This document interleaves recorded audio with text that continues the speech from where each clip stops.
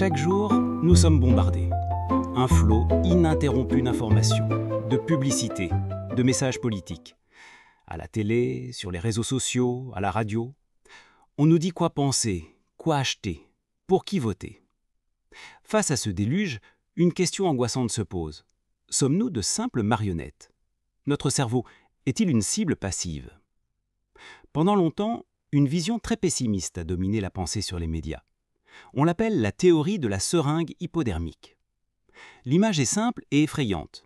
Les médias, tout-puissants, injecteraient directement leurs idées dans le cerveau d'un public passif et atomisé, comme un médecin pique un patient qui ne peut rien faire. Une vision d'un citoyen zombie manipulé par la propagande. Mais au milieu du XXe siècle, deux chercheurs vont refuser cette idée simpliste. Ils vont décider de ne pas rester dans leur bureau, mais de partir sur le terrain pour mener l'enquête. Ces aventuriers de l'opinion, ce sont Elihu Katz et Paul Lazarsfeld. Et leur découverte, publiée dans leur livre majeur de 1955, Influence personnelle, va changer à jamais notre compréhension du pouvoir des médias. L'aventure se déroule dans les années 40 et 50. Lazarsfeld et ses collègues veulent savoir comment les gens prennent leurs décisions, notamment lors des élections présidentielles américaines. Pour cela, ils ne vont pas se contenter de sondages, ils vont s'immerger dans des villes de taille moyenne, comme Decatur dans l'Illinois, et suivre les mêmes personnes pendant des mois. Leur méthode est simple, mais leur question est révolutionnaire. Ils ne demandent pas seulement « qu'avez-vous vu à la télé ou lu dans le journal ?» Ils ajoutent une question cruciale. « Et avec qui en avez-vous parlé ?» Et la réponse à cette question fait tout basculer. Ils découvrent que le message des médias ne nous atteint que très rarement de manière directe. Il ne suit pas une ligne droite de l'écran à notre cerveau. Non, le chemin est bien plus sinueux. Il fait un détour par d'autres gens. Katz et Lazarsfeld nomment leur découverte le Two-Step Flow of Communication, le modèle de la communication à 2 étages. Imaginez ce modèle comme une cascade. Premier étage, les médias arrosent quelques personnes, mais pas n'importe lesquelles. Ce sont des gens particulièrement intéressés par un sujet. La politique, la mode, la technologie.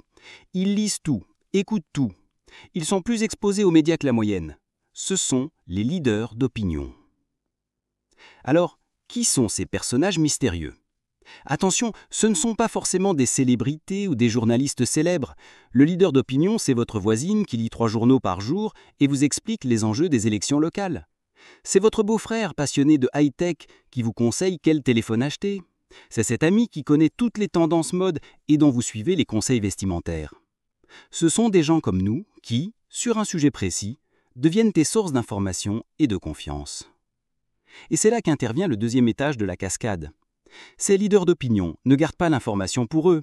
Ils la digèrent, la filtrent, l'interprètent et la transmettent à leur entourage lors de conversations informelles. À la machine à café, lors d'un dîner de famille, au téléphone. Et c'est là que l'influence se produit réellement. Car nous faisons bien plus confiance aux conseils d'un ami ou d'un membre de notre famille qu'à un message abstrait vu à la télévision. Le message médiatique est validé, légitimé ou au contraire démonté par nos relations interpersonnelles. Cette théorie née à l'époque de la radio et des journaux peut sembler datée, et pourtant, elle n'a jamais été aussi actuelle. Pensez aux réseaux sociaux aujourd'hui. Qui sont les influenceurs sur Instagram, TikTok ou YouTube? Ce sont les leaders d'opinion du XXIe siècle. Ils ne sont pas des journalistes, mais ils sont passionnés par un domaine, le jeu vidéo, le maquillage, le fitness. Ils testent les produits, décryptent les tendances et nous donnent leur avis. Et nous faisons confiance à leur authenticité, bien plus qu'à une publicité traditionnelle. Le Two-Step Flow est plus vivant que jamais, il est simplement devenu plus visible, plus rapide et mondialisé. L'aventure de Katz et Lazarsfeld est une immense bouffée d'air frais. Elle nous sort du cauchemar de la seringue hypodermique. Non, nous ne sommes pas des atomes isolés et sans défense. Nous sommes des êtres sociaux, insérés dans des réseaux de discussion.